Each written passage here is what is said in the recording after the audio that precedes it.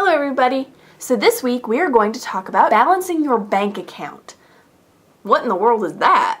If you are balancing your bank account, what does that look like? Well, if you use online banking, guess what? You log into it and it pulls up a whole screen of all those transactions you've been swiping your debit card for, and somewhere on that screen it will tell you what your balance is. That's how much money you have left to spend. If you've got $20 left to spend, that means you only have $20. Not, well, I have $20 and I can keep swiping my card and when my paycheck goes in, it just clears it all up. That's not a good way to do things. A good way to keep a track of where it's going is pay attention to where it's going. Keep a ledger. It's got several columns. It's got a nice big column that you can write down wherever you went, if you went to Walmart or to Bilo or, Ingles, anywhere you went, grocery shopping, getting gas, those new shoes at the mall. Every place you go shopping has a name. You get a receipt, it tells you what the name of the company is.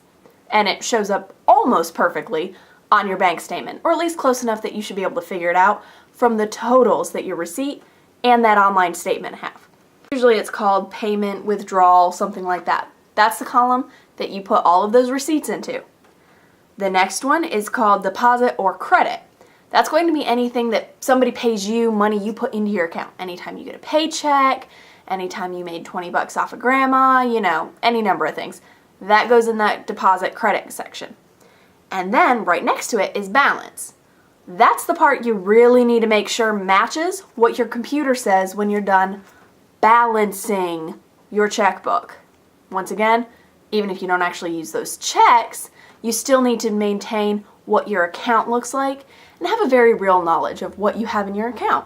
Now, if you're a multi-billionaire, it doesn't really matter if you spent $20 on a new pair of shoes or $200 on a new pair of shoes. It matters if you spent, $3 million on a new island.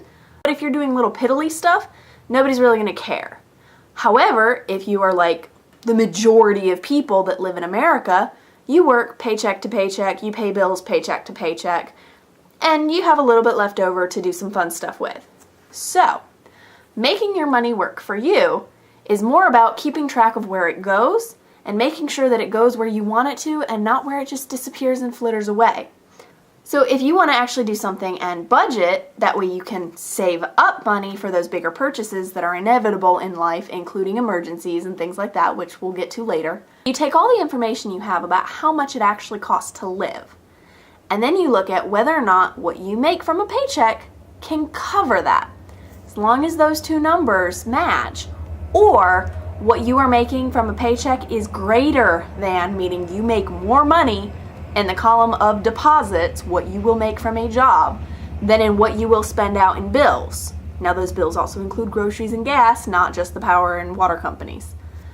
As long as that deposit money is greater, you're doing good. You'll be able to start saving money and putting money back, and you'll be able to get on with things. So make sure that you're saving up your money and that you're tracking your money. And have a good day. Subscribe to our channel because we love our